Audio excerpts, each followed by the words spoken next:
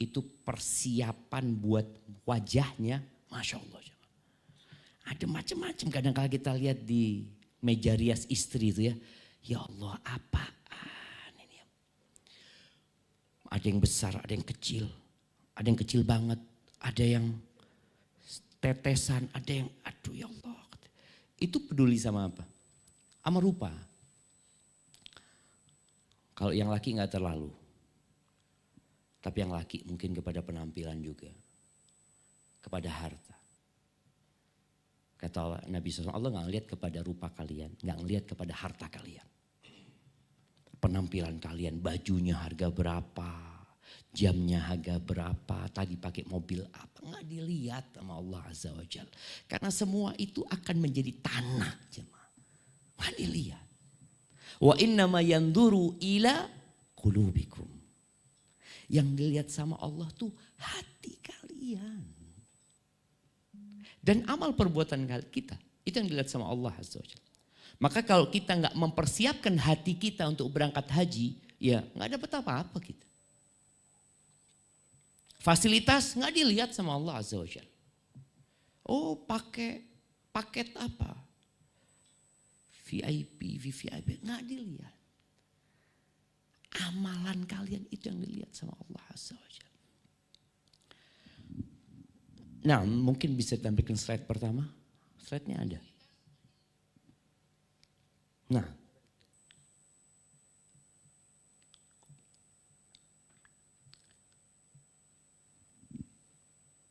Bismillah. Cuma di depan bapak-bapak itu ada kertas dan ada pensil. Harapan ana hari ini semua menulis. Dan tulisan itu dia bawa sampai dia pulang haji. Dia bisa mengevaluasi dirinya. Apakah benar aku sudah seperti ini? Kita sering dengar. Kita sering nonton. Tapi kita sudah mulai malas untuk mencatat. Enggak banyak yang dicatat. Hanya poin-poin penting tapi harapan Anda dicatat. Nah, udah?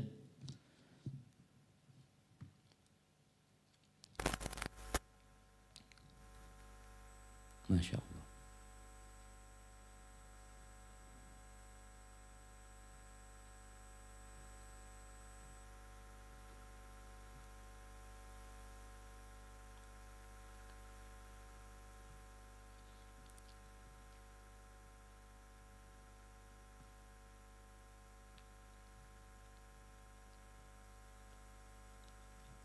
Allahumma salli wa sallim. Baik. Yakin berangkat haji Bapak-Bapak?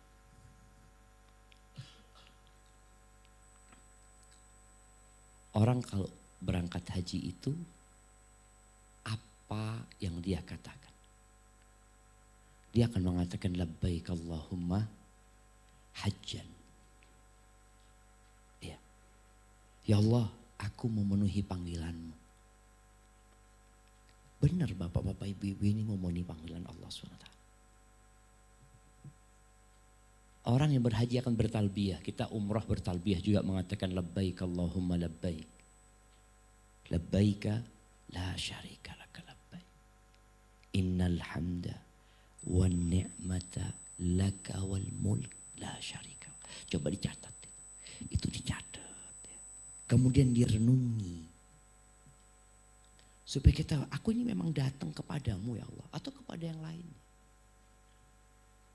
Terus terang berbeda berangkat hajinya bapak-bapak sama anak. Sama ibu-ibu beda juga sama tim yang berangkat. Kita diberangkatkan. Mereka berangkat ya untuk membawa jamaah, memfasilitasi jamaah. Apakah bapak-bapak seperti itu dan ibu-ibu? Enggak. Kita hanya sebagai pelayan. Tapi bapak-bapak dan ibu-ibu itu sebagai tamu Allah SWT. Camkan aku nih tamu Allah. Maka nanti kalau sudah bicara aku tamu Allah, aku harus punya adab dan etika ketika bertamu. Kita tuh marah sama tamu kalau datang ke rumah kita nggak punya adab dia. Belum dipersilakan duduk. Tahu-tahu nyelonong masuk ke dalam. Lalu mana adabnya? Menjadi tamu Allah itu ada adab dan etikanya. Manusia itu hanya melihat kepada rupa kita dan penampilan kita. Kalau kita orang yang perlente ini, kita akan dihormatin. Coba kita pakai baju yang biasa-biasa aja. Mungkin gak dihormatin sama dia. Makanya ketika kita nanti mengatakan labbaik Allahumma labbaik, catat, tulis labbaik Allahumma labbaik. Coba sekarang semuanya ditulis di bukunya. Tulisan itu yang akan terus kita bawa nantinya. Kita akan lihat labbaik Allahumma labbaik. Bisa nulis bahasa Arab kan? Kalau nggak bisa dibisa-bisain. Mana tulisannya? Kok hilang? Nah, kelihatan tulisannya? Labbaika Allahumma labbaik. Labbaika la syarika lak. Innal hamda wan ni'mata laka wal mulka la syarika lak.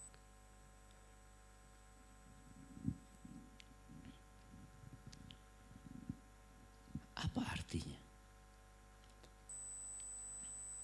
Coba ditulis sampai selesai baru kita akan kaji artinya.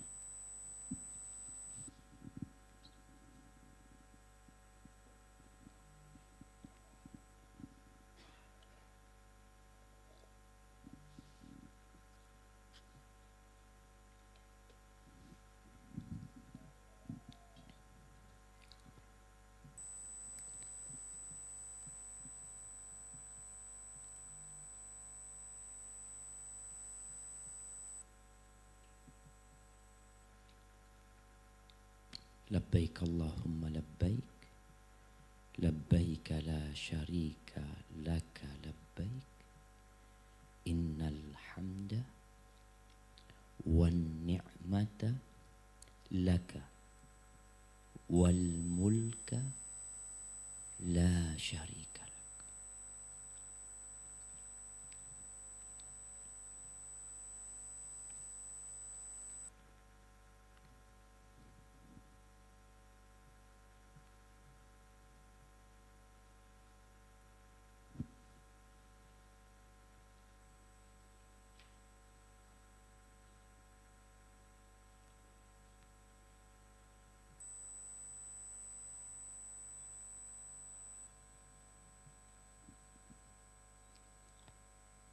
Iya, dikasih harokat.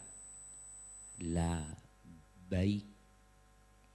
La baik. Allahumma labbaik.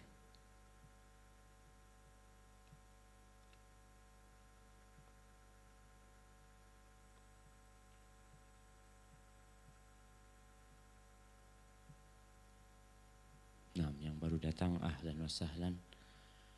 Ahlan wa sahlan wa marhaban. Ya, langsung diambil pensil sama bukunya ditulis.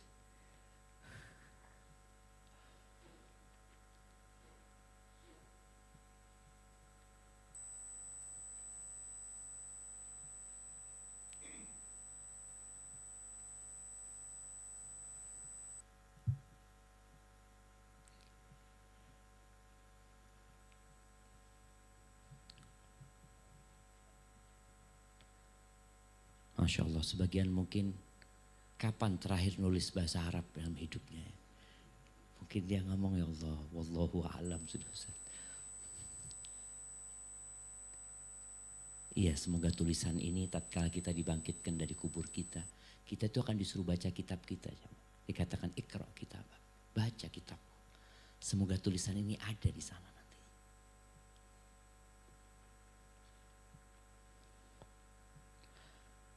Nah, artinya apa? Dari kecil anak itu kalau dipanggil sama orang tua, itu disuruh jawab lebih. Syafiq. Iya, dimarahin anak kalau ngomong iya. Kalau dipanggil jawabnya lebih. Oh iya. Sudah, kita dipanggil lebih, dimarahin lagi. Kalau ngomong lebih itu datang. Karena artinya lebih itu aku datang memenuhi panggilan. Kalau iya, enggak. Fulan, iya duduk aja dia.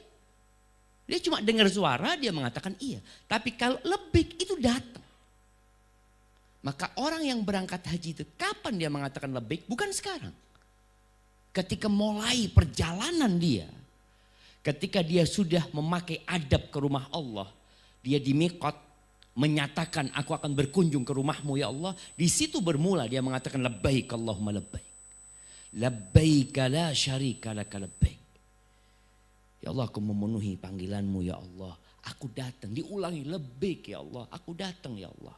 La syarika. Enggak ada sekutu buat engkau ya Allah.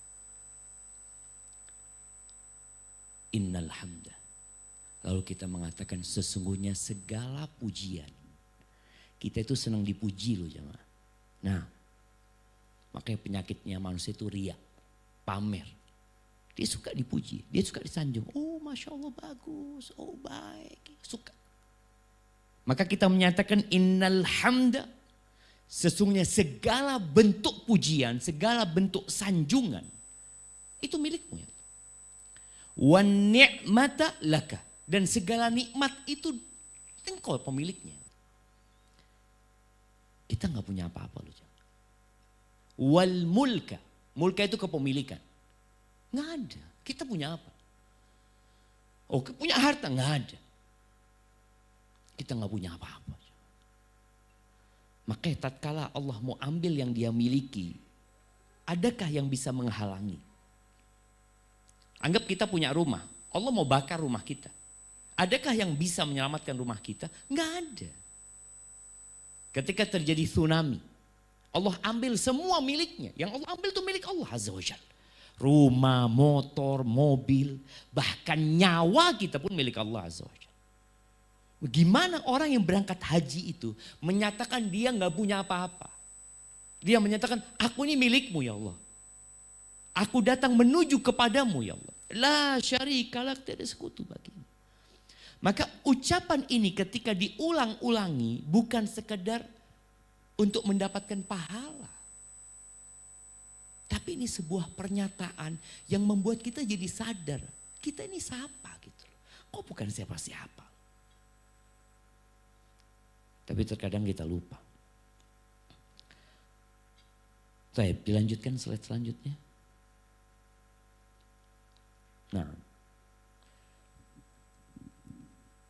Nah, tuh manusia itu kadang-kadang merasa aku punya harta.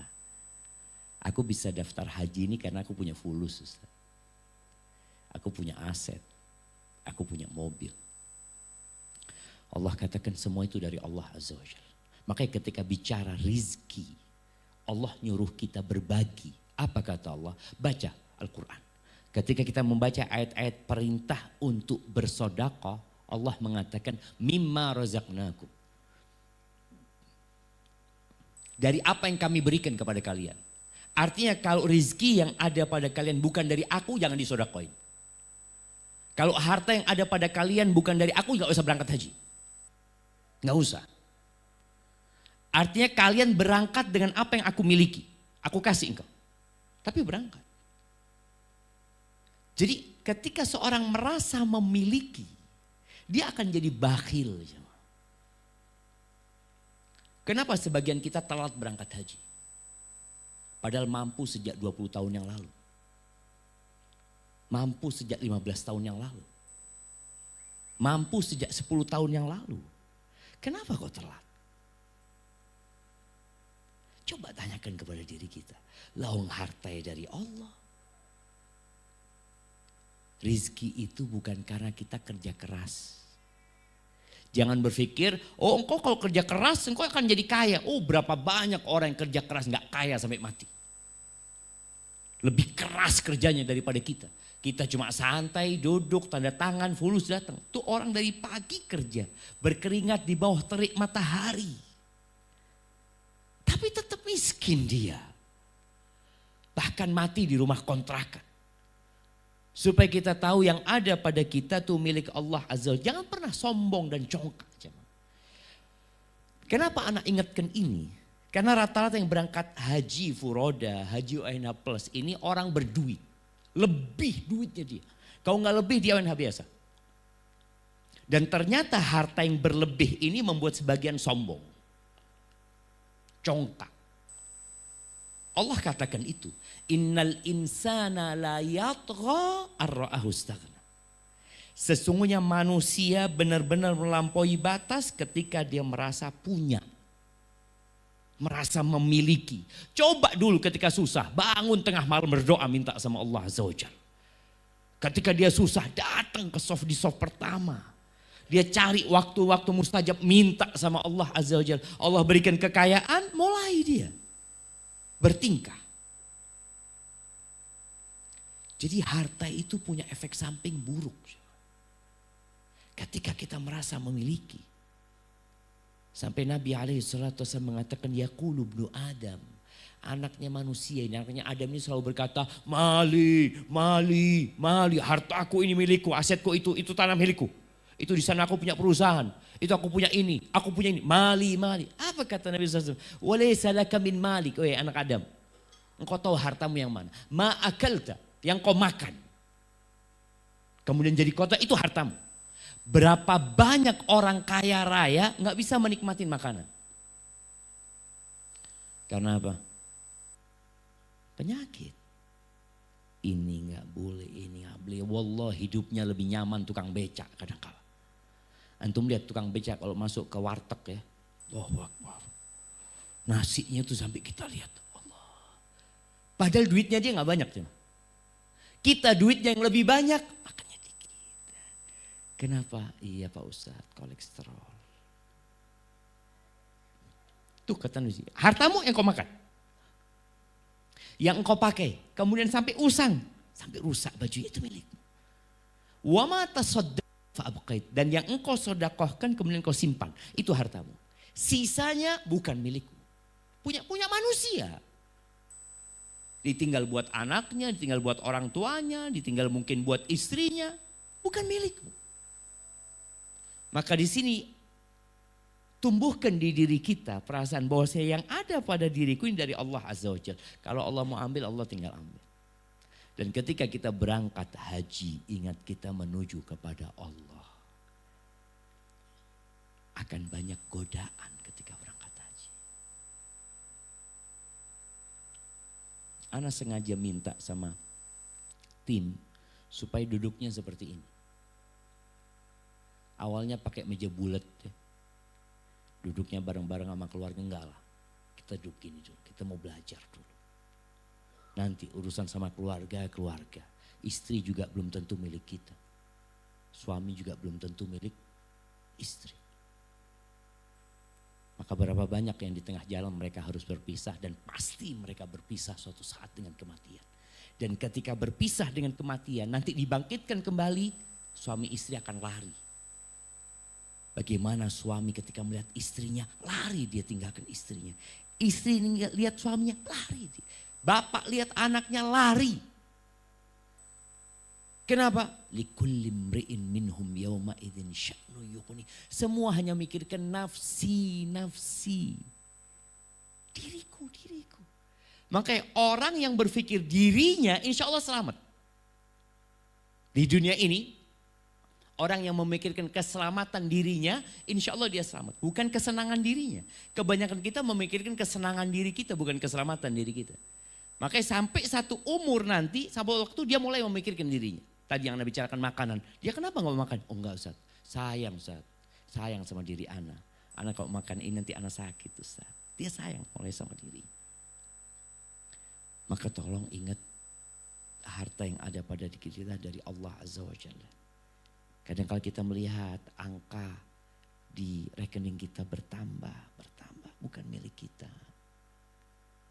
Harta itu baru jadi milik kita kalau keluar. Kalau sudah keluar dari kita baru milik kita. Tapi kalau masih ada di rekening, belum. Bisa jadi milik kita, bisa jadi kita tinggal selama-lamanya. Baik, lanjut.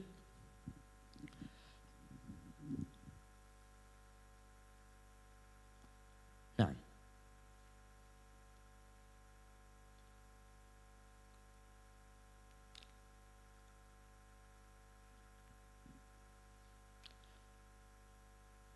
Nah, aku tidak butuh kamu. Jangan berpikir kita keluar duit banyak, bayar mahal. Allah butuh sama kedatangan kita. Sama sekali. Maka di surat Ali Imran ayat 97 itu, setelah Allah bicara haji, walillahi 'alan nasi hajjul baiti man istata'a ilaihi sabila. Ada kewajiban haji buat yang mampu melakukan perjalanan. Mampu itu apa? Apa mampu itu? Kemampuan orang berbeda-beda. Di zaman dulu orang itu jalan kaki, kalau mampu jalan kaki, jalan kaki. Maka sebagian ulama mengatakan yang mampu jalan, jalan. Dalam madhab Maliki, jemaah haji yang berangkat dari Afrika, mereka banyak madhabnya Maliki. Datang dari Maroko, datang dari Tunis, Aljazair, mereka jalan kaki. Berangkat haji itu 7 tahun pulang pergi. 7 tahun. Kita berapa hari? 15 hari, 16 hari, 40 hari. Kan jamaah kita beda-beda mereka. 40 hari, Allah lama banget tuh setia. Ninggalin keluarga, ninggalin usaha. Mereka 7 tahun. 3 tahun jalan kaki. Sampai sini, setahun di sini mereka beraktivitas ya. Kemudian 3 tahun lagi pulang. Dikatakan kalau setelah 7 tahun nggak ada kabar, maka istri mulai iddah, warisan mulai dibagi. Berarti sudah mati.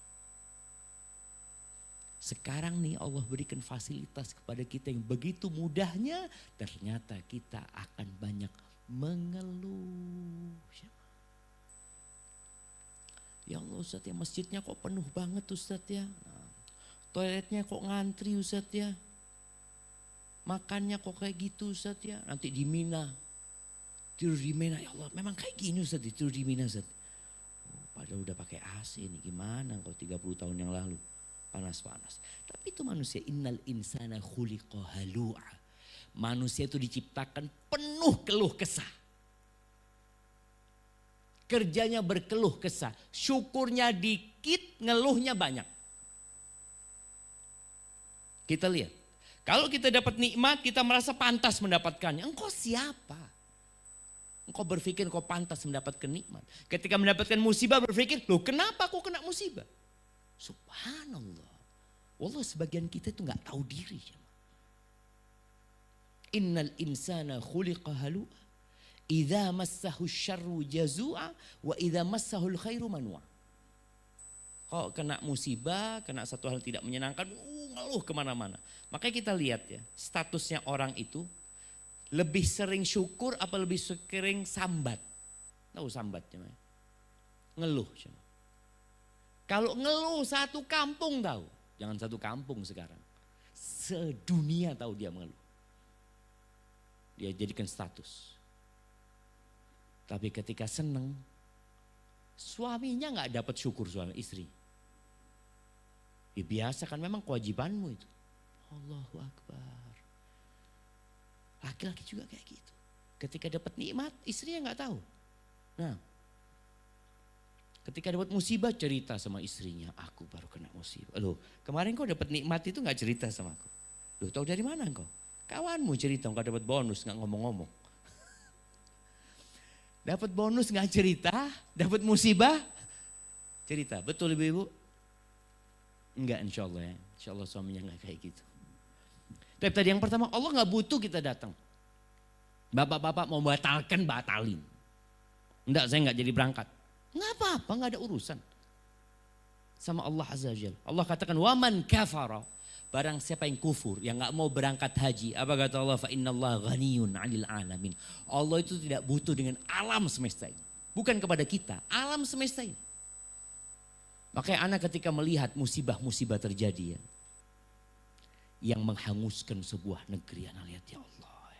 Allah benar-benar gak butuh sama kita. Engkau itu siapa?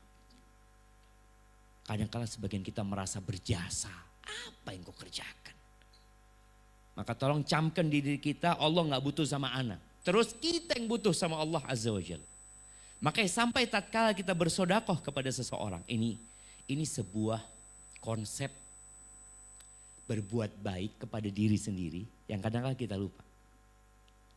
Ketika ada orang miskin, ada pengemis, ada kebutuhan lah, masjid butuh ini. Kemudian kita nyumbang, anggap kita nyumbang 1 juta. Kita merasa sudah berbuat baik. Oh, anak sudah nyumbang masjid ini, anak sudah tolong fulan.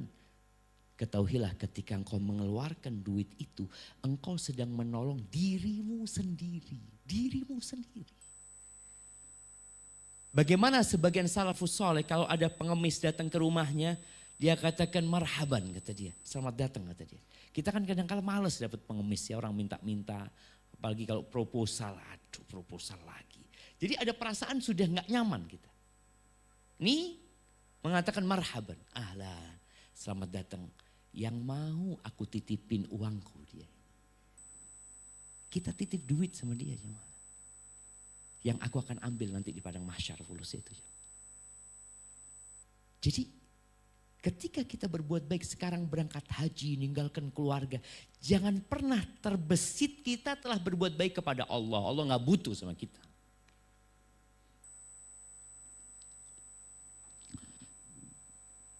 Kata Allah Azza wa Jalla dalam sebuah hadis qudsi. Mengingatkan kita bahwa dia gak butuh kita. Allah mengatakan, ya ibadi. Wahai hamba-hambaku. Lau anna awwalakum wa akhirakum. Wa insakum wa jinnakum. Jikalau bangsa jin dan manusia. Yang pertama sampai yang terakhir. Sekarang aja jumlah manusia 8 miliar ya. Yang Islam berapa? Jamaah. Yang Islam cuma 1/4. Mungkin 2 miliar kurang. Ya 2. 3/4-nya mereka orang-orang musyrik. Kalau dari awal penciptaan Nabi Adam sampai terakhir manusia. Dari awal penciptaan jin sampai terakhir jin. Kanu ala qalbi rajulin wahidin minkum. Mereka semuanya itu berada di hatinya orang yang paling bertakwa di antara kalian. Artinya hatinya semua manusia itu seperti hatinya Nabi kita Muhammad SAW. Ibadahnya seperti ibadahnya Nabi Muhammad SAW. Apa kata Allah? Ma zada dzalika fi mulki syai'a. Itu tidak akan menambahkan kepada kerajaanku sedikit pun. Gak ada. Beda hubungan kita sama tempat kita kerja. Kita semangat bekerja, perusahaan diuntungkan. Kita malas bekerja, perusahaan dirugikan. Kita korupsi, perusahaan dirugikan. Buat Allah enggak ada. Engkau mau semua jadi orang baik gak akan menambah kerajaan Allah Azza wa Jalla. Sebaliknya. Apabila semua manusia dan semua bangsa jin dari awal sampai terakhir itu berada di hatinya orang yang paling buruk. Semuanya seperti Firaun. Semuanya ngaku Tuhan. Semuanya gak beribadah. Semuanya membunuh, melakukan semua kejahatan. Apa kata Allah? Mana qasadzalika min mulki syai'a. Itu tidak akan mengurangi kerajaanku sedikit pun. Terus kenapa kita disuruh bekerja? Kenapa kita disuruh berangkat haji? Kenapa kemarin kita disuruh puasa, kita disuruh sedekah, kita disuruh ngaji, sholat terus 5 waktu kita sholat. Kenapa? Kata Allah Azza wa Jalla, innama hiya a'malukum. Itu amalan kalian. Manfaatnya kembali kepada kalian. Uhsiha lakum, aku catat buat kalian. Buat kalian, lakum kata Allah. Enggak ada yang buat Allah Azza wa Jalla. Faman wajada khairan falyahmadillah, wa man wajada ghaira dzalik fala yadumanna illa nafsah. Yang mendapatkan kebaikan ya udah bersyukurlah sama Allah. Kalau ternyata catatannya buruk jangan mencela siapa-siapa. Ini catatan penting, jangan mencela kecuali dirinya sendiri. Banyak di antara kita mengatakan ini gara-gara sohib Ustaz, gara-gara teman, ini gara-gara dia. Nggak ada, itu gara-gara dirimu sendiri. Pada hari kiamat ada banyak pengikut yang mengadu kepada Allah, kami tersesat ini gara-gara pemimpin-pemimpin kami ya Allah. Dia itu yang katanya mau nanggung dosanya, dia itu yang nyuruh kami. Sampai setan pun disalahkan. Setan disalahkan. Kita kan sering ini gara-gara setan. Setan nanti pada hari kiamat di neraka Allah kasih mimbar dia. Untuk berpidato. Mungkin pidato terakhir dia. Wa qala syaitanu lamma qudiyal amr. Setan itu mengatakan ketika urusan sudah selesai, yang di neraka, yang di surga. Kata setan, innallaha wa'adakum wa'dal haq wa wa'adtukum fa'akhlifukum. Allah itu berjanji kepada kalian dan benar janjinya Allah. Allah nggak pernah ingkar janji. Dan aku selalu berjanji kepada kalian dan aku ingkar sama kalian. Ma ana bimusrikhkum wa ma antum bimusrikhiyya. Aku nggak bisa nolong kalian. Kalian juga nggak bisa nolong aku. Fala talumuni walumu anfusakum ma ana bimusrikhkum wa ma antum bimusrikhi. Kalian jangan mencela aku. Bayangkan setan nggak mau dicela. Yang kita selalu mengatakan a'udzubillahi minasyaitonir rajim, setan nggak mau dicela. Apa kata setan? Wa ma kana li 'alaikum min sultan. Aku nggak punya kuasa untuk maksa kalian berbuat dosa. Aku nggak bisa. Setan tuh nggak bisa memaksa kita berbuat dosa, nggak bisa. Orang yang melakukan dosa terpaksa itu nggak berdosa. Seorang suami umpamanya, tahu-tahu ada yang menodongkan pistol di atas kepalanya. Engkau ceraikan istrimu. Lalu dia mengatakan istri kau ceraikan. Jatuh cerainya? Jatuh talaknya? Enggak. Dia dipaksa. Enggak jatuh talaknya. Orang yang terpaksa enggak. Diangkat penanya malaikat itu. Ketika orang dipaksa. Maka setan mengatakan aku itu enggak punya kuasa menyesatkan kalian. Yang bisa aku lakukan cuma satu. Illa anda autukum fastajabtum. Aku cuma manggil-manggil kalian. Ayo sini, ayo sini. Kalian mau. Kalian yang ikut. Maka setan gak mau dicela. Ingat Allah gak butuh dengan ibadah kita. Kita yang butuh sama ibadah itu sendiri. Buat diri kita sendiri. Makanya berangkat haji ini untuk menyelamatkan diri kita. Ketika itu ada di benak kita, insya Allah semuanya jadi mudah. Karena kita sedang meminta keselamatan kepada Allah SWT. Nah, baik, dilanjutkan.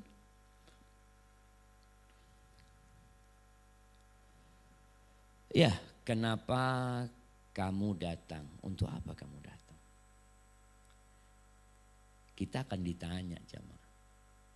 Kalau ada tamu datang ke rumah kita, cari siapa ya? Kata dia. Oh fulan katanya.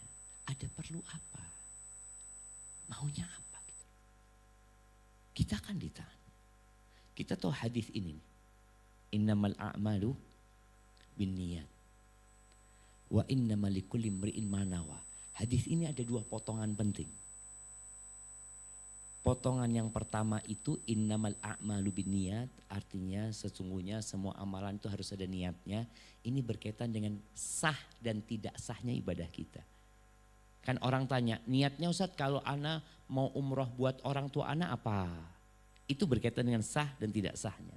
Ana mau wudhu niatnya apa? Ana nanti mau tawaf niatnya apa? Itu berkaitan dengan sah dan tidak sah. Potongan kedua, wa innama likulli imri'in ma nawa, ini berkaitan dengan ganjaran. Semua orang akan mendapatkan apa yang dia niatkan. Boleh jadi hajinya sah. Tapi nggak ada pahalanya. Hajinya sah. Kok bisa dikatakan sah hajinya? Oh iya Ustaz. Semua persyaratan dan rukun dipenuhi. Penuh semuanya. Cuma ada masalah. Apa? Dia berangkat dengan harta haram. Ini bicara pahala. Jadi ingat potongan pertama berkaitan dengan sah atau tidak sahnya. Kalau tidak sah dia harus ngulangin kan haji. Tapi yang kedua berkaitan dapat pahala atau tidak. Wallahu a'lam. Maka tadi disampaikan berapa banyak oleh Umar bin Khattab ya. Banyak orang yang datang haji itu banyak. Rombongan, kafilah banyak. Indonesia 220.000 jemaah haji. Bayangin. Yang akan memenuhi tanah haram nanti. Banyak banget gitu. Tapi kok sedikit yang haji ya. Kita akan satu pesawat. Kita akan satu bus. Kita akan satu hotel. Kita akan satu tenda. Tapi apakah kita akan pulang sama-sama membawa ibadah haji? Belum tentu.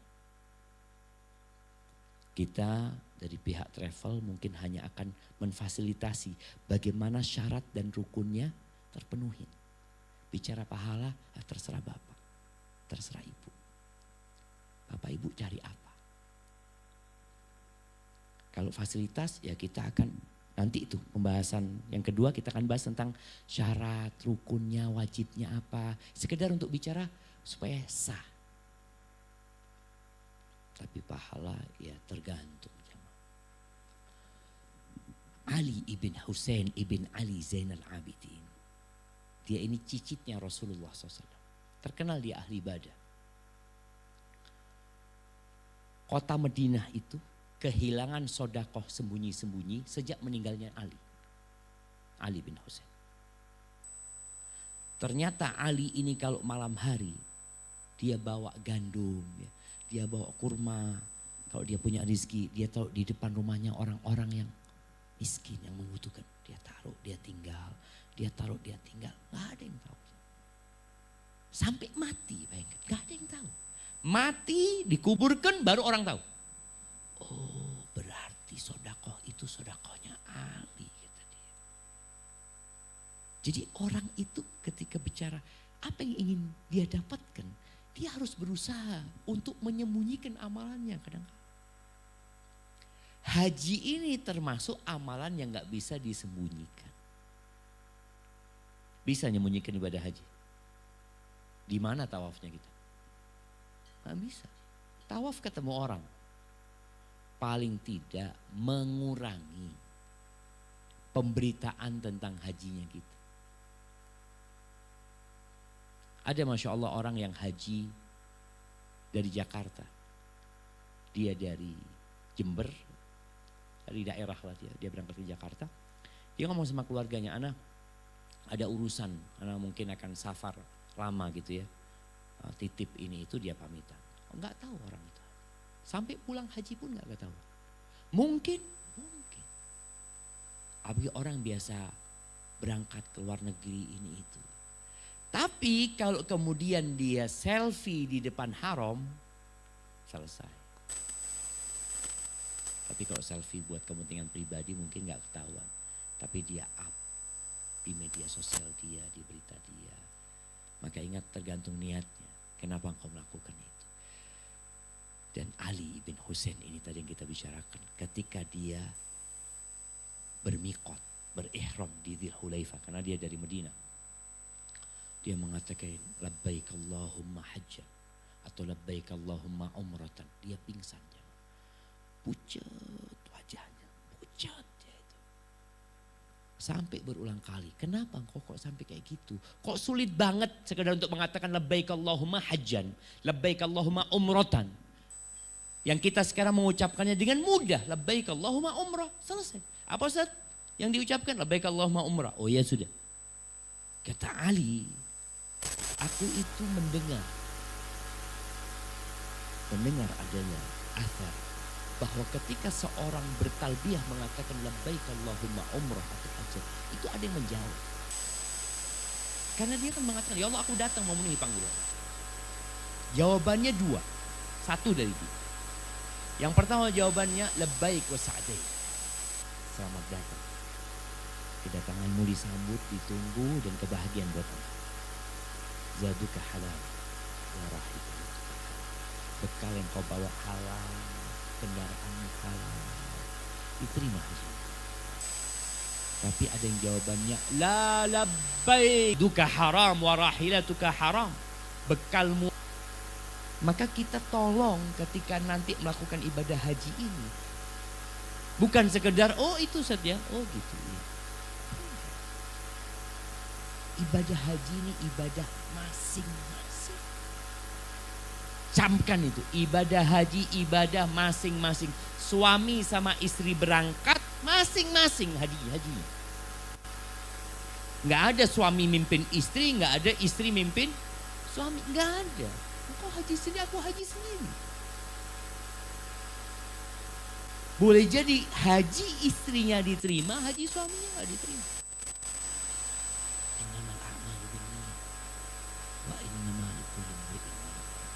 Ana masih ingat dengan kisah beberapa tahun yang lalu. Salah satu kepala rumah sakit umum di Jakarta. Waktu Ana masih mahasiswa. Jadi mungkin 15 tahun yang lalu, 20 tahun yang lalu. Ya, Ana tanya sama dia, abang berapa kali berangkat haji?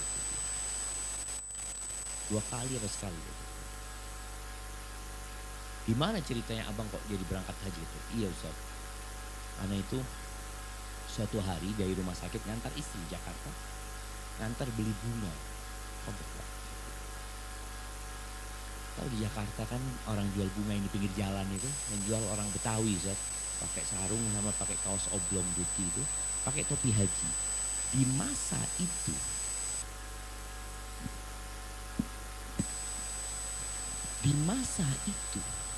topi haji itu hanya yang pulang haji.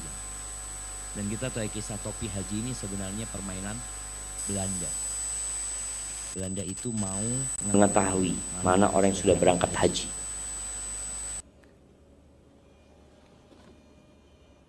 Karena jemaah haji itu kadangkala membuat keributan buat Belanda. Akhirnya ketika Ana lihat dia pakai kaos oblong, pakai topi haji, Ana mikir, masa jualan bunga ini udah berangkat haji, kata dia. Akhirnya dia ingin tahu, turun dia. Dia turun, Alan Pak, ngobrol sama bapak itu. Bapak udah haji, kata dia. Alhamdulillah sudah 2 kali. Kata dokter kepala rumah sakit ini, direktur rumah sakit dia, anak kayak ditampar wajahnya. Ini cuma jualan bunga udah berangkat haji. Anak direktur rumah sakit belum berangkat haji. Akhirnya dia duduk di mobil merenung. Setelah istrinya masuk mobil, besok kita daftar haji. Itu jadi dorongan, nggak apa-apa. Tapi niatnya apa? Engkau minta apa sebenarnya? Karena ada orang yang berangkat haji karena nggak enak. Nggak enak lah Ustaz. Anak ditanyain terus sama tetangga. Antum kapan berangkat haji? Fulus sudah banyak. Masa belum haji? Oh ya ntar. Nanti ketemu orang lagi, entah. Sampai istri ngomong, ayolah bang daftar haji lah. Iyalah yang gak enak sama tetangga. Bayangin, kenapa berangkat haji? Gak enak sama tetangga. Mana labbaik Allahumma labbaik? Gak ada. Yang ada gak enak sama tetangga. Pulang enak sama tetangga. Alhamdulillah sudah. Kalau ditanya sama tetangga sudah haji, alhamdulillah. Apalagi kalau undangan ada hanya ya. Ana pernah bertemu dengan jemaah haji. Sedih Ana sebenarnya. Dulu waktu Ana masih mahasiswa, Ana jadi mutawif, jadi pembimbing jemaah haji. Jadi mutawif itu ada yang bintang 2 jenderal ya, berangkat haji. Ana tanya, Masya Allah bang, terus pulang ini gimana? Insya Allah Ustaz, Ana mau nyalon jadi gubernur gitu loh. Subhanallah. Ya paling nggak kalau ada hanya kan lebih menarik lah buat dia. Iya loh jemaah. Kalau nggak ada hanya kan susah gitu kan. Terus lawannya ada hanya. Udah selesai. Dia kalah sudah di sana. Maka dia berangkat haji hanya untuk mendapatkan Nah, ketemu lagi orang. Betul, karena tadi ONH Plus ini orang-orang berduit gitu loh jemaah. Orang-orang yang punya fulus. Yang apalagi furoda kayak gini, yang punya duit sekarang maunya berangkat sekarang. Kalau bisa nggak nunggu, Ustaz. Tapi nggak apa-apa. Tapi sekali lagi Allah nggak butuh engkau datang, nggak butuh Allah engkau datang. Engkau butuh, fadl berangkat. Artinya kita yang butuh sama Allah berangkat. Cuma tadi ingat, innamal a'malu binniyat wa innamal likulli imri'in ma nawa. Maka nanti ketika pelaksanaan ibadah haji, kalau kita memang ingin pahala, kita berusaha untuk yang paling sempurna. Terus terang tahun lalu jemaah, ketika kita berangkat haji, ada kejadian kita nggak bisa tarwiyah. Ada salah satu sunnah jemaah haji itu bermalam di Mina sebelum ke Arafah. Ana sampaikan ke tim, Syuf besok tarwiyah. Ya Ustaz, aman kata mereka. Tahu-tahu pagi ngomong, Ustaz, nggak bisa Ustaz. Bisnya ke Arafah langsung. Bayangin ya. Ana sampaikan, Ana nggak mau tahu. Cari bis apa, pokoknya jamaah kita tarwiyah, no, seperti itu. Akhirnya telepon sana, telepon sini, udah bayar lagi, bayar bis lagi, berangkat tarwiyah. Cuma ternyata bisnya nggak bisa parkir di depan tenda, jauh. Anak ngomong nggak apa-apa, yang penting kita tarwiyah. Itu harapan kesempurnaan. Tapi kalau harapannya jamaah kenyamanan, ya enak langsung ke Arafah, langsung zen ke sana. Kalau bicara kenyamanan, makanya nanti yang berangkat sama kita ini harus siap capek. Karena akan dengar dari jemaah lain, loh, oh aku nggak ke tarwiyah, enak, langsung kemana? Tuh, enak kan ikut travel itu rupanya ya. Bin Daud kok susah gini. Nah, makanya dalam perjalanan itu perlu ada pemimpinnya. Karena bapak-bapak, ibu-ibu sudah ikut sama bin Daud, ya nanti untuk pelaksanaan ibadahnya, ya kita berusaha sesempurna mungkin. Ada kenyamanan-kenyamanan, iya. Ada jemaah yang berangkat haji itu cuma tanggal 9. Tanggal 9. Nah, jet pribadi dia tanggal 9 wukuf di Arafah, ya. Setelah wukuf, selesai wukuf dia tawaf ifadah, dia tahallul, pulang jemaah. Idul Adha di rumahnya sudah. Loh, yang lainnya bayar dam. Bayar. Kambing, oh kambing. Sapi bayar sama dia. Oh, duitnya banyak dia. Ini kalau nggak mabit bayar kambing 1, siap. Terus nggak lempar jumroh bayar kambing 1, siap. Nggak mabit di Muzdalifah bayar kambing 1, siap. Berapa kambing? 10. 10 sudah nih. Pulang dia. Mau kayak gitu? Ya mah. Ya Ustaz, kalau bisa Idul Adha di Jakarta gitu. Kita ini mau ibadah tadi, mau dapat apa kita? Kalau sedekah mendapatkan gelar cukup kayak gitu. Cukup kayak gitu, selesai. Semuanya bayar. Bapak-bapak ibu punya duit lebih. Kalau cuma 20 ekor kambing, aduh 20 ekor kambing berapa? Satu kambing anggap harganya $1.000. Selesai. $2.000 saat ini dam ana Ustaz, lebihnya buat Ustadz. Ya, anak pulang dulu Ustaz. Bayangin jemaah orang. Tapi kita ingin apa gitu? Kita mau cari apa? Maka kita ingin yang paling mentok sudah. Harapan kita seperti itu. Tapi di lapangan belum tentu. Karena terus terang tahun lalu itu ada seorang ustadz, Masya Allah. Sampai Arafah tendanya nggak ada. Tendanya nggak ada. Terus gimana mereka wukuf? Di bus. Sholat duhur asar di bus. Makanan nggak tahu sudah. Mau ya apa? Ada kita ingin yang paling sempurna, tapi di sana pernah kita waktu itu mau mabit di Muzdalifah.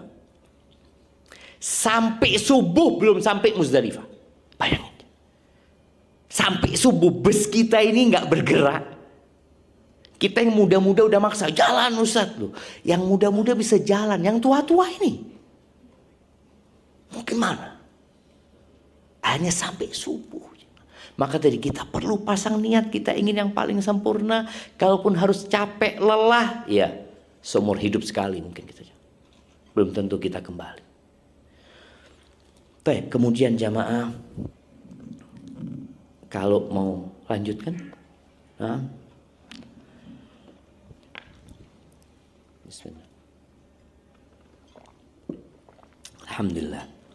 Gimana kalau kita dapat tamu bajunya jorok? Gimana kira-kira? Kita males dia mau duduk di kursi kita yang bagus ya. Dia nggak pakai sandal, belepotan lumpur, aromanya nggak wangi. Gimana kira-kira kita dapat tamu kayak gitu? Kita berharap dia cepat keluar. Bahkan kalau bisa kita nggak bukakan pintu. Ingat Allah melihat kepada hati kita. Hati kita bersih enggak? Iya, kita semua pakai baju kelihatannya bersih, wangi, bahkan parfumnya puluhan juta yang dipakai. Allah nggak ngelihat ke sono. Bersihkan hatimu. Bersihkan dari berburuk sangka sama Allah. Bersihkan dari iri, dengki. Bersihkan apalagi dari kesyirikan, bergantung kepada selain Allah. Para istri jangan pernah bergantung kepada suami. Para suami jangan pernah bergantung kepada pekerjaannya. Oh, saya punya ini. Jangan.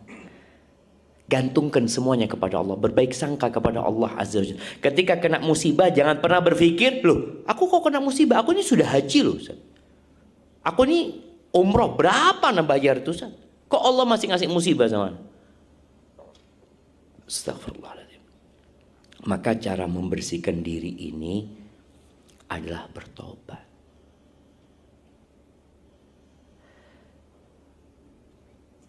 Apa syarat bertobat? Yang pertama menyesal.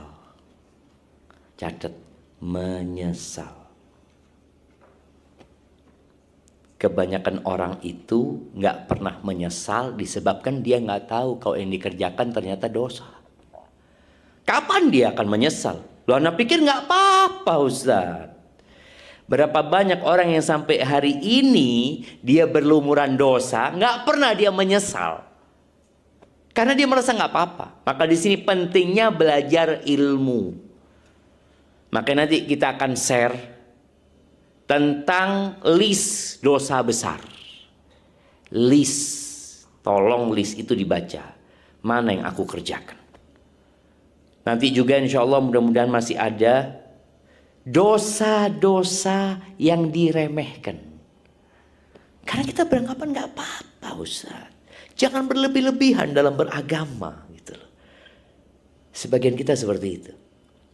Maka tolong menyesal ini nggak akan pernah terjadi kecuali kita tahu yang kita lakukan adalah dosa. Dan ingat semuanya membawa dosa. Bahkan Nabi SAW mengatakan kullu bani Adam khata'. Semua anak manusia itu berbuat dosa. Nabi Adam dikeluarkan dari surga karena dosa. Kita tahu itu.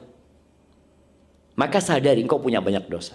Perlu sebelum berangkat haji ini, Anda nggak tahu. Dengan dosa-dosa bapak-bapak, dengan dosa-dosa ibu, Anda tahu dosa diri Anda sendiri. Anda sering ngomong sama istri Anda. Sama dia Anda katakan, engkau itu nggak tahu apa dosa suami. Banyak dosa suamimu. Kadangkala istri beranggapan suaminya baik kan. Masya Allah suamiku baik ini itu. Nggak tahu. Yang tahu diri dia sendiri sebenarnya sama Allah Azza wa Jalla. Menyesali. Yang kedua, meninggalkan itu dosa. Karena ada meninggalkan. Jadi yang pertama menyesal, yang kedua meninggalkan dosa tersebut. Ada orang yang tahu yang dia lakukan dosa dan dia menyesal tapi masih dikerjakan. Ada. Iya Ustaz. Seperti cerita seorang pelacur ya. Ada pelacur ini telepon kepada seorang ustadz live di sebuah televisi. Ustadz ini sering menyuruh orang untuk bersedekah ya, berbagi karena memang sedekah itu perintah Allah dan Rasulnya. Dan Allah akan melipat gandakan pahala buat dia. Pelacur ini telepon dalam kondisi di televisi ya, dia mengatakan, "Iya Ustadz, alhamdulillah Ustadz, ana jalankan nasihat Ustadz, ana itu kerjaannya sebagai PSK. Ini masalah jemaah. PSK ini masalah. Karena ketika seorang menyebut dirinya PSK, dia merasa terhormat. Apa PSK? Pekerja. Aku bekerja loh. Seks komersil. Aku kerja. Aku nyekolahkan anak-anak loh. Aku bertanggung jawab. Dia berpikir seperti itu. Dulu namanya apa?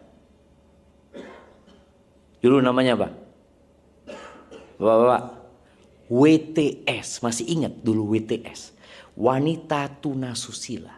Jadi kalimat wanita tunasusila ini akan mengantarkan dia untuk bertobat. Karena dia tahu aku nggak benar. Dia tahu dia nggak benar.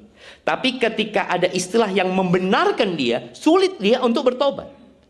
Ini perempuan tadi yang Ana sampaikan, dia telepon di televisi, dia katakan Ana suka sedekah sama anak-anak Ustaz. Alhamdulillah kata dia, malam harinya Ana dapat pelanggan Ustaz, dikasih banyak duitnya Ustaz. Bayangin ya.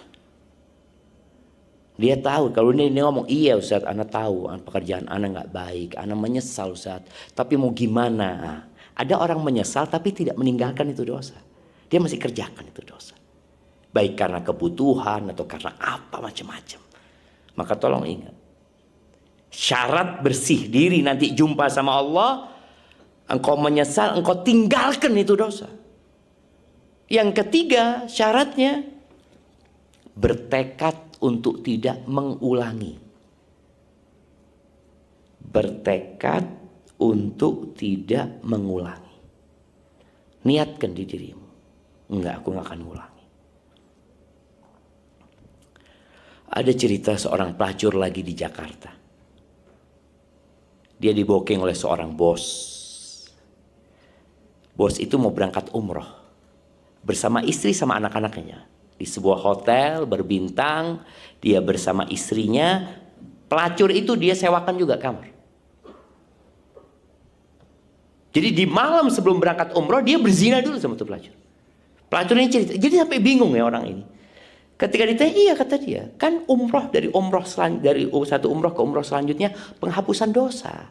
Jadi aku pulang umroh bersih udah. Na'udzubillah min dzalik. Bayangin coba.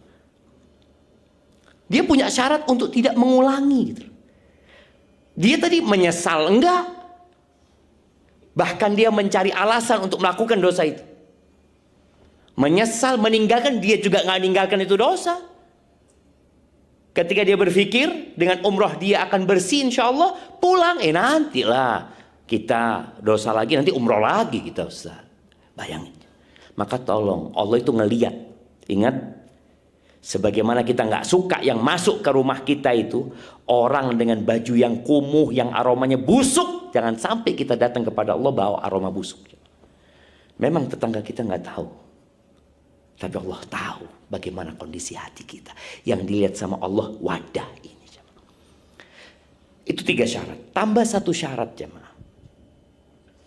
Syarat yang keempat ini, untuk dosa yang berhubungan dengan manusia, kita perlu minta maaf. Jadi kita pernah ngambil barangnya orang, kita pernah menipu orang, kita pernah bohongin orang, kita pernah membuli seseorang, menyakiti seseorang, khususnya yang ada di sini antara suami istri, antara anak sama bapak. Anak kemarin membaca sebuah komentar.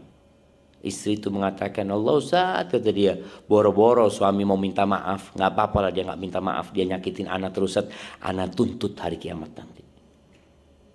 Jangan sampai bapak-bapak ini ternyata di hari kiamat ketika dibangkitkan, waktu sidang itu dia, loh istrinya sendiri yang nuntut dia. Mungkin. Engkau bertobat kepada Allah, hajimu mabrur, dosa-dosamu diampuni. Tapi yang berkaitan dengan manusia, kau harus minta maaf. Ini gak akan Allah tinggalkan. Hak orang lain itu gak akan Allah tinggalkan. Ya urusan manusia sama manusia gitu loh. Maka tolong nanti, kalau memang, bukan memang, kita punya banyak salah ya, minta maaf sama orang tuanya. Datang sama ibunya mungkin pernah berucap kata-kata yang gak baik, yang menyakiti hatinya. Sama istrinya minta maaf. Mungkin dia pernah memukul istrinya, pernah mendolimin istrinya, ucapkan maaf.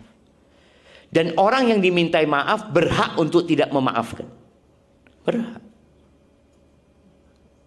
Dan bicara yang keempat ini jamaah, boleh jadi dosa kita udah lupa jamaah.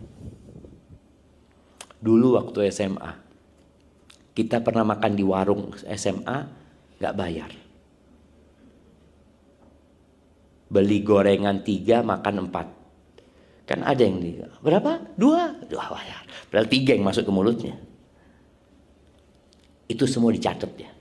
Allah mengatakan ahsahullah wa nasu. Allah catat semuanya dan manusia lupa.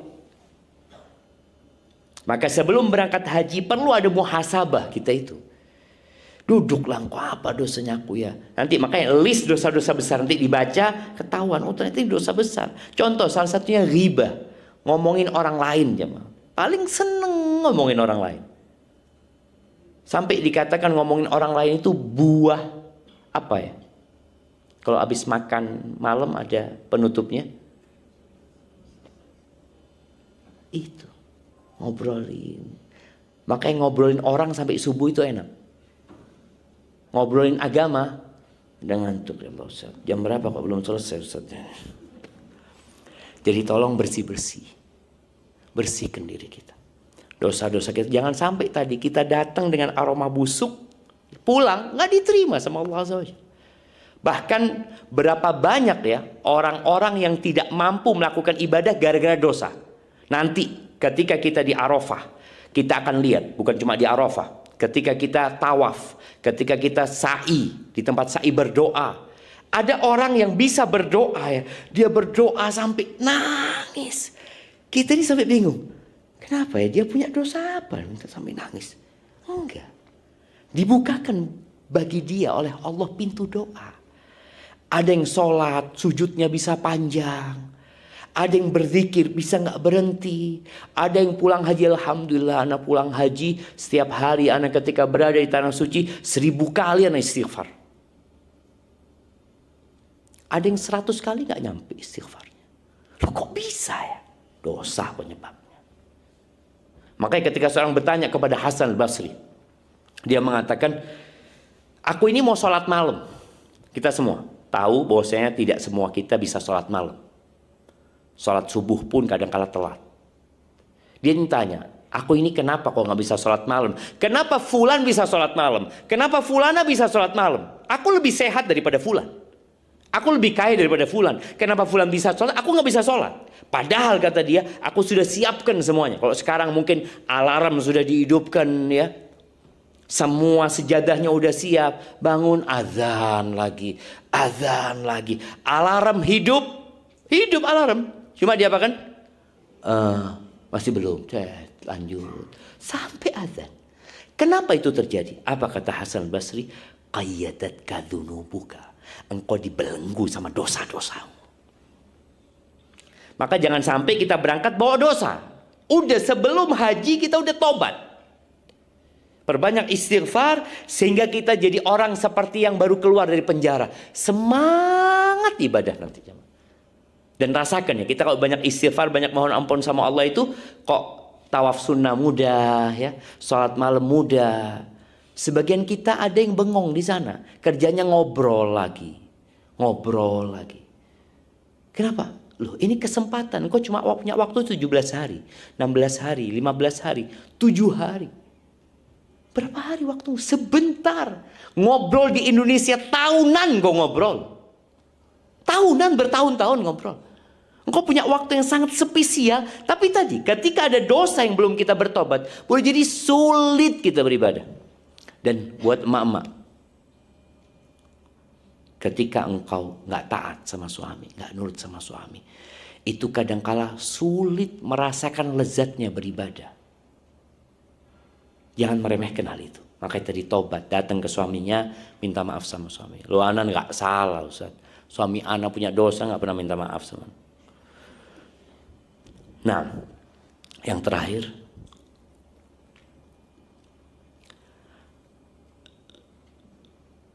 siapa yang lebih engkau cintai? Haji ini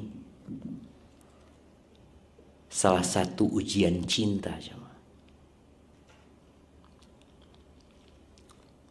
Kita tahu haji ini bermula dari kisah Nabi Ibrahim ya. Di situ ada Idul Adha. Di situ Nabi Ibrahim kemudian membangun Ka'bah sama Nabi Ismail. Bagaimana Nabi Ibrahim kepingin punya anak. Berapa tahun nunggu punya anak? 86 tahun. Dikasih anak Ismail. Pertanyaannya, seperti apa syukurnya Nabi Ibrahim punya anak Ismail? Seperti apa? Sangat bersyukur sekali kan ya. Nunggu 86 tahun. Bagaimana orang tua yang nunggu 10 tahun dia baru punya anak. Ya Allah bahagia banget dia bersyukur. Ya Allah makasih ya Allah, makasih ya Allah. Dia bersyukur. Setelah dia bersyukur, cinta manusia ini akan diberikan kepada itu anak. Nabi Ibrahim sebelum punya anak, cintanya hanya buat Allah. Ketika punya anak dapat tuh bagian cinta itu anak. Kita Ketika menikah, ada cinta kita berikan kepada pasangan hidup kita. Ada cinta kita berikan kepada anak-anak kita ketika punya anak. Kepada pekerjaan kita, kepada dunia kita. Kita berangkat sekarang untuk membuktikan, ya Allah, aku siap meninggalkan semuanya buat Engkau, ya Allah. Aku siap meninggalkan semuanya buat Engkau. Maka nanti ketika haji, usahakan tidak terlalu sibuk dengan pekerjaan di Indonesia. Iya, kita dikasih fasilitas sekarang jamaah. Kita bisa bekerja di depan Masjidil Haram. Bisa sekarang. Tapi cobalah dikurangi. Kau bisa ditinggalkan. Sampaikan kepada mereka, ana berangkat haji, semua urusan pekerjaan jangan telepon ana. Telepon ana setelah tanggal 26. Ma'assalam. Bukan berarti nggak boleh ya, boleh. Jualan ketika haji pun boleh. Cuma harapan ana untuk membuktikan cinta itu dikurangilah. Maksimalkan antum bersama Allah. Ketika bersama istri, udahlah istri kau di sana, aku di sini. Sudah kita sama Allah sekarang lah. Kita datang niatnya labbaik Allahumma labbaik, labbaik Allahumma labbaik, labbaik la syarika lak labbaik. Sudahlah. Dikurangin semuanya. Fokuskan buat Allah Azza wa Jalla. Dan buktikan kalau Allah lebih kita cintai dari semuanya jemaah. Karena orang itu baru akan merasakan lezatnya ibadah haji. Lezatnya ibadah haji. Ketika dia menjadikan Allah dan Rasulnya lebih dia cintai daripada segala-galanya. Dan ibadah haji ini jihadnya kaum wanita ya. Barakallahu fiik. Mungkin tidak dapat Anda sampaikan. Semoga menjadi bekal jiwa kita, hati kita untuk menuju kepada Allah Azza wa Jal. Harapannya kita berangkat dalam kondisi sudah bersih dan sudah siap untuk mengadu kepada Allah Subhanahu wa taala untuk berjuang mendapatkan keridhaannya. Jazakumullah khair. Wassallallahu ala nabiyina Muhammad wa ala alihi wasallam. Baik Bapak Ibu, hafidzakumullah. Alhamdulillah materi pemantapan manasik haji sesi 1 sudah dijelaskan oleh Fadilatul Dr. Syafiq Riza Hasan Basalamah. Kami ucapkan jazakumullah khairan Ustaz. Tersisa waktu kurang lebih 25 menit menjelang azan zuhur berkumandang. Insyaallah kita manfaatkan untuk coffee break. Dan di tengah-tengah itu kami akan persilakan Bapak Ibu yang memiliki pertanyaan untuk langsung berinteraksi dengan Ustadz. Sementara kami buka untuk 2 atau 3 pertanyaan terlebih dahulu sambil menunggu tiba waktu zuhur. Buat bapak-bapak mungkin 1 pertanyaan dulu, buat ibu 1 pertanyaan, dan 1 pertanyaan untuk yang via online ya. Nanti boleh dikirimkan via WhatsApp kepada panitia dan bisa dikirimkan kepada kami. Kami persilakan kepada bapak ibu yang ingin bertanya untuk langsung raise hand. Baik. Mungkin disebutkan nama, asal, dan pertanyaannya.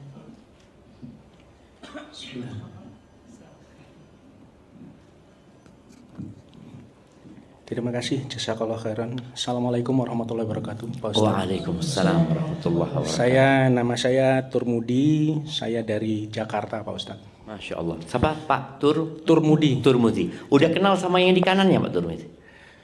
Tadi karena pindah jadi belum sempat kenalan. Oh belum sempat kenalan ya. Ntar lagi kenalan semuanya ya. Siap. Nah, siap Pak Turmudi. Tapi saya aslinya tetangganya Pak Ustadz. Loh, di mana ini? Trenggalek. Oh Masya Allah. Ahlan wa sahlan.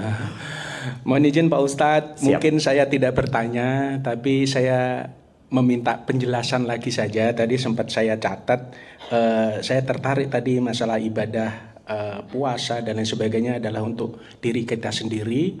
Kemudian dijelaskan pada saat ada seseorang yang yang didatengin oleh pengemis tadi. Nah itu tadi saya sempat terputus Pak Ustadz untuk penjelasannya bahwa kalau kita puasa kemudian sholat haji itu kan untuk dirinya sendiri, bahwa Allah tidak membutuhkan kita. Kemudian dicontohkan menyumbang masjid dan ada pengemis. Ya. Nah, itu tadi saya sedikit terputus Siap. untuk Masya bisa Allah. mengambil maknanya Pak Ustadz. Terima Iya, kasih. yang buat diri kita itu di mana gitu loh.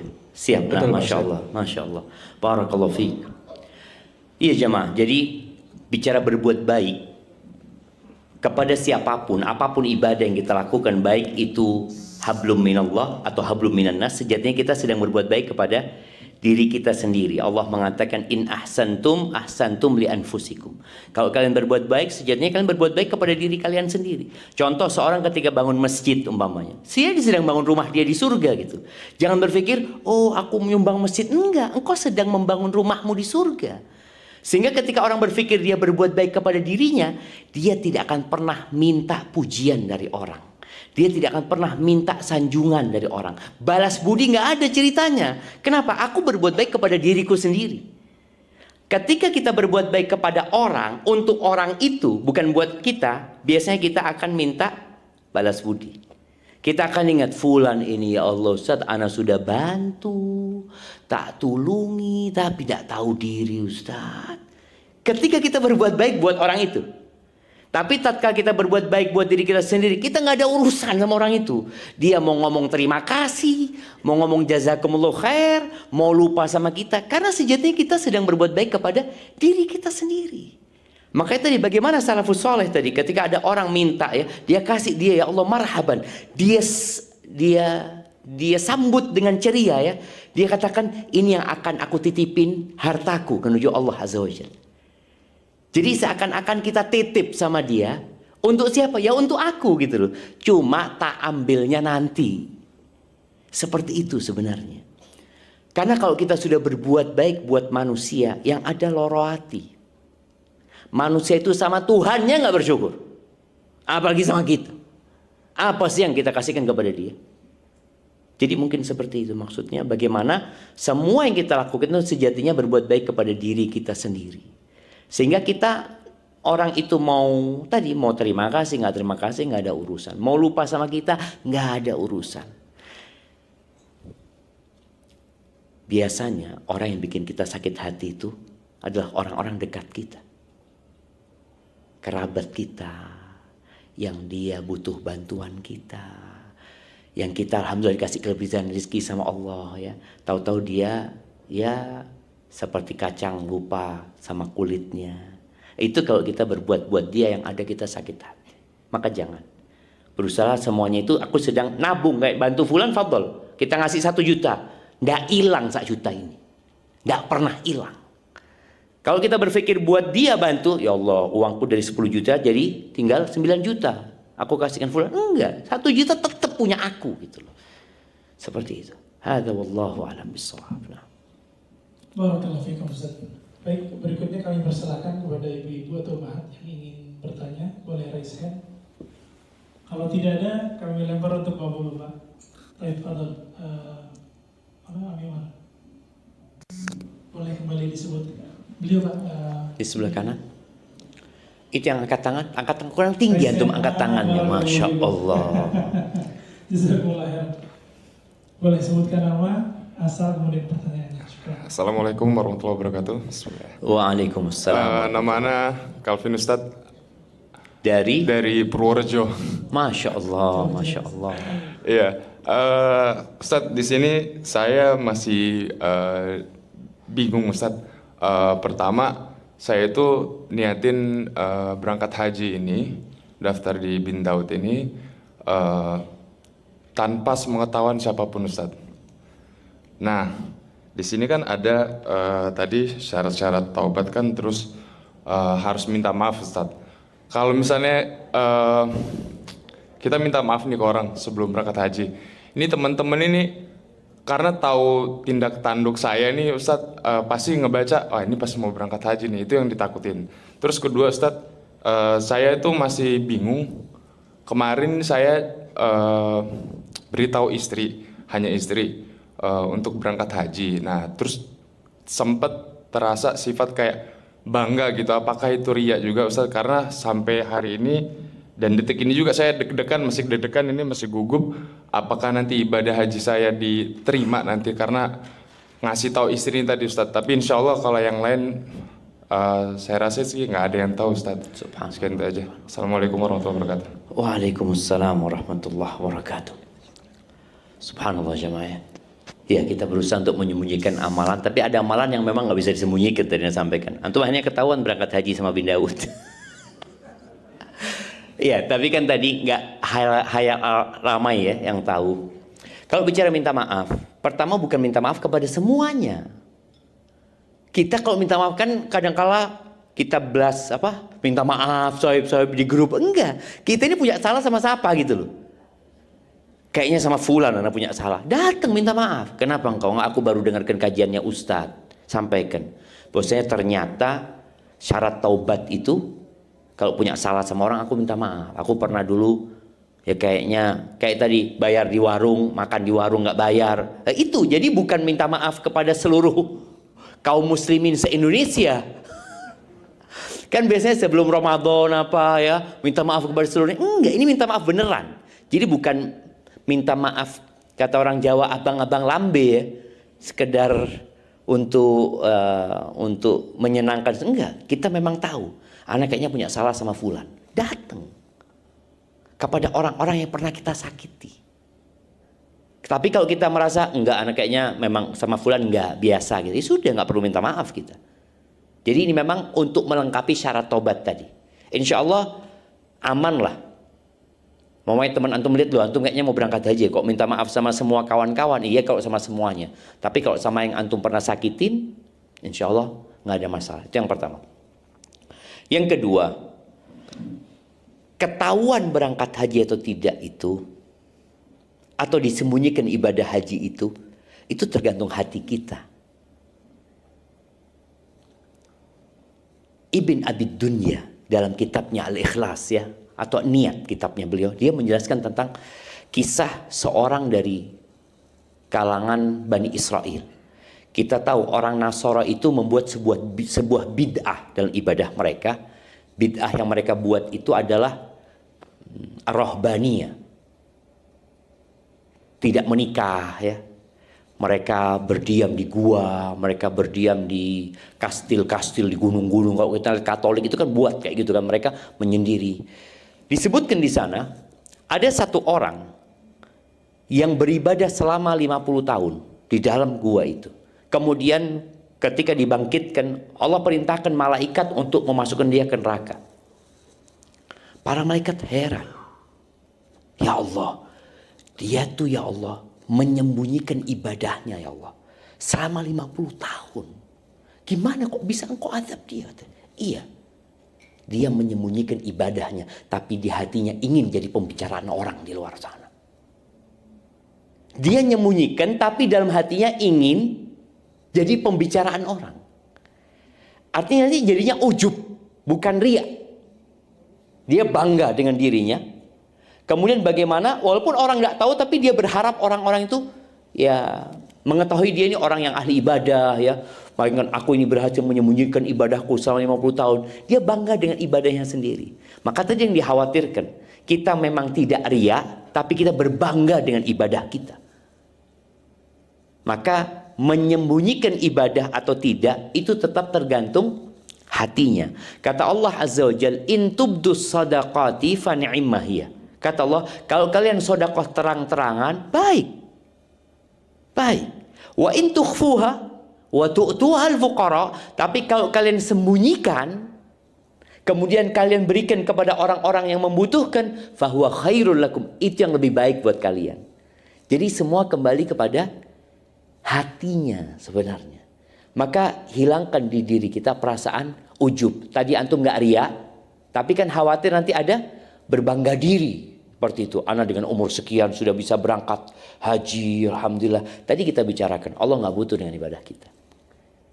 Allah nggak butuh sama ibadah kita.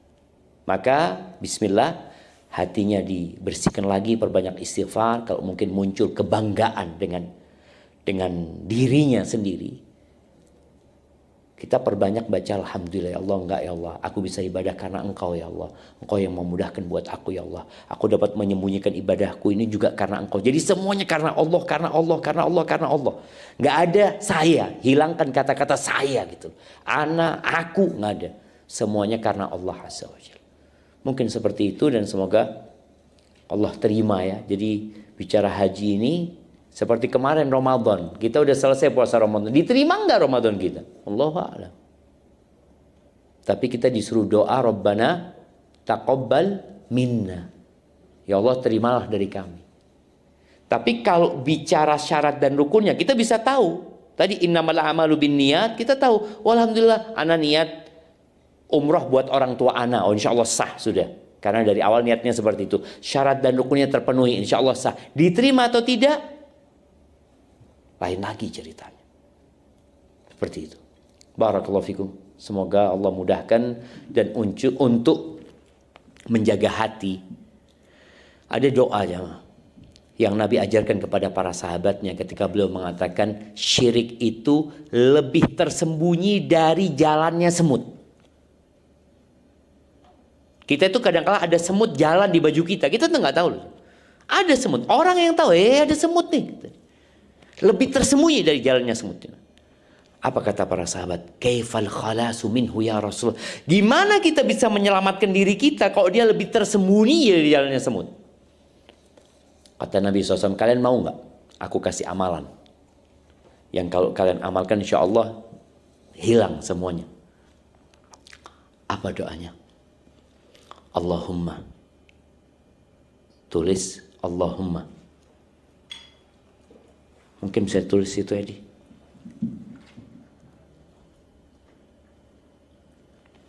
Allahumma inni a'udzubika an usyrika bika. Allahumma inni a'udzubika an usyrika bika wa ana a'lamu wa ana a'lamu wa astaghfiruka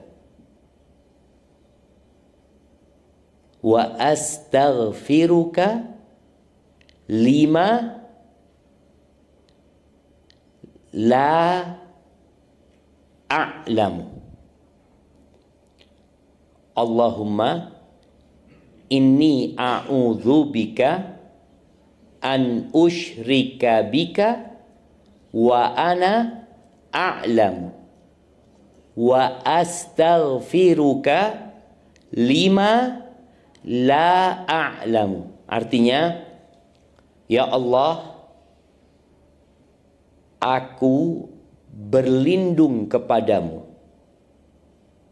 Ya Allah, aku berlindung kepadamu dari melakukan kesyirikan yang aku ketahui. Dari melakukan kesyirikan yang aku ketahui. Dan aku memohon ampun kepadamu dari melakukan kesyirikan yang aku tidak mengetahuinya. Dari melakukan kesyirikan yang aku tidak mengetahuinya. Jadi kita lihat tadi ada mengetahui, ada tidak mengetahui. Kalau mengetahui berlindung. Jangan sampai aku melakukan kesyirikan, aku sadar ini syirik, saya tak lakoni gitu kan. Berlindung kepada Allah. Yang kedua mohon ampun. Karena nggak tahu kalau itu ternyata syirik gitu loh. Yang kita lakukan. Barakallahu fikum. Nah. Jazakumullah khairan atas jawaban yang telah disampaikan, dan dengan jawaban tadi maka berakhirlah sesi pemantapan manasik haji sesi pertama. Dikarenakan 10 menit lagi menjelang azan zuhur, insya Allah kita akan laksanakan untuk yang